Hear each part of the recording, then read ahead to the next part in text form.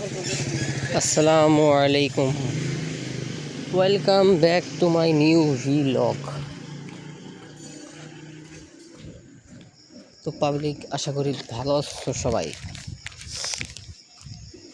Your হাজিরা boy is back. সারাদিন ঘরে কেলাইয়ে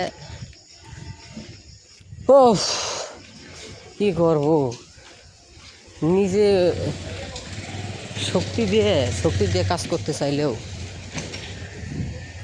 অসুস্থতা এমন একটা জিনিস যেটা যেটা জোর দিয়ে করলেও কাম হয় না, ঠিক আছে।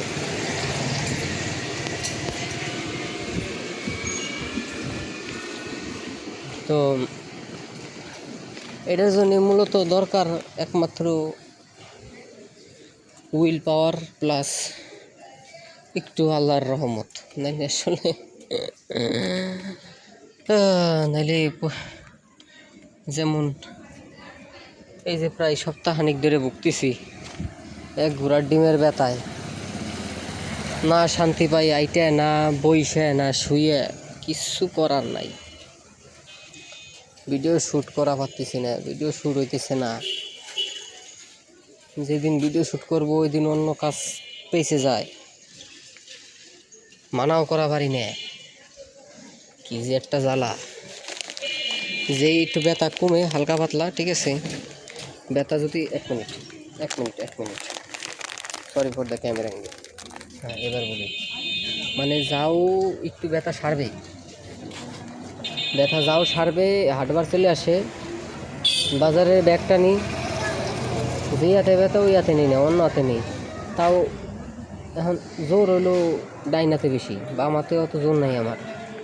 এক একজনের আছে না, মানে আমি বেশি মানে পাওয়ার খাটাইতে পারি হলো ডাইনাতে, আমি হলো ভালোই করতে পারি, টানতে পারি বেশিক্ষণ, মানে বাম হাতে অতটা হয় না। তো অত ওটা দিয়ে কতক্ষণ টানবো, তারপরে আবার ওটা দিয়ে টানা লাগে, ডাইনাত দিয়ে টানা লাগে। তো যখনই টানি তখনই এবারে মাহামারি অবস্থা হয়ে যায়। বাড়ি আইসে এবারে ই রে হাত মাত খেলাইয়ে। তো একটু বেরোইছিলাম, চা খাইলাম আজকে, মানে দুধ চা তো প্রতিদিনই খাই, চা থাকলে আর কি। আমার জানলায় দেওয়া যায়, আন্দার দেওয়া যায় এবারে। যাই হোক, আমার কথা বোঝা পারলি এলো, আমার মনের ভাবটা আপনাদের কাছে পৌঁছাতে পারলে, আমার দুঃখের কথা। আমার হিসাবে দেখতে গেলে বন্ধু বান্ধব এখন নাইয়ের মতো হয়ে গেছে। যে কয়জন ছিল এখন আস্তে আস্তে সবাই যে যার উপার্জনে ব্যস্ত।